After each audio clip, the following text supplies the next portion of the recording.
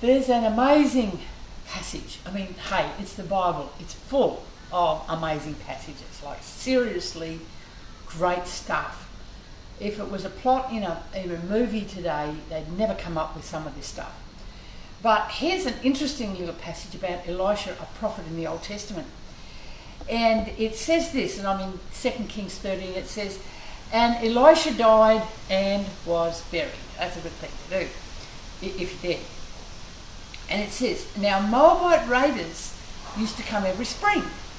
And once while the Israelites were burying a man, suddenly they saw a band of raiders. So they threw the man's body into Elisha's tomb. And when the body touched Elisha's bones," get this, "the man came back to life and stood up on his feet." You know, we could say a lot about that, but I want to get to another point. How come Elisha has enough juice in his dead bones to raise the dead? Like, how come there's enough anointing left in this man so that when a dead body hits him, boing, springs back to life?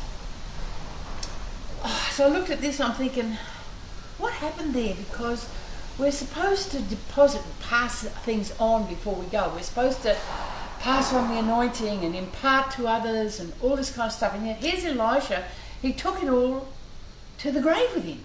So as I look back, I thought, now Gehazi was the guy who should have inherited this, but Gehazi had disqualified himself because earlier on, a couple of chapters previously, Gehazi was with Elisha when Naaman came to get healed of leprosy, and Naaman wanted to give Elisha all these prezzies and gold and silver and nice clothes, and Elisha says, "Yeah, thanks but no thanks, now's not a good time." But Gehazi gets a bit jealous and he's covetous of this. So when Naaman takes off to go home, without Elisha knowing it, Gehazi goes after Naaman and says, "Oh, my master's changed his mind. He'd like a bit of gold and silver and a few clothes, you know." So, of course, Naaman's so happy to have been healed of leprosy, he gives him loads of stuff. Gehazi goes back and hides it in his house. Then he goes over to Elisha's place. And so Elisha says, "So, mate, like, where you been lately?" And Gehazi says, "Oh, just doing this and that, nothing really." And the prophet Elisha says, "Did not my spirit go with you when you chased after Naaman to get his goods?" And here's the thing. So you got what he had. And now you can also have his leprosy.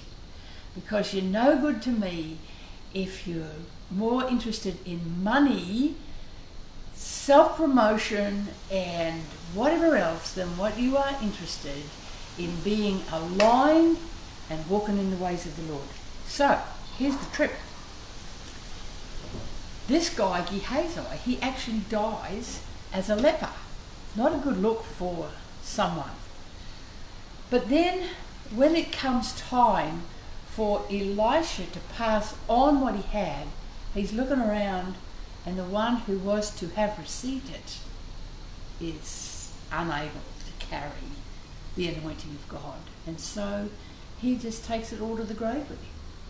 How sad is that story? That's a really sad story. Look, you just need to know that there are times when you've got to leave the cash and carry alone. You know, you've just got to leave some stuff alone for the sake of getting the higher good and inheriting something that far outweighs the gold and the silver and the nice set of clothes. So that's a message for someone here today. Choose to walk in God's way rather than get the stuff. Because when you get the stuff, you might also get something you didn't want.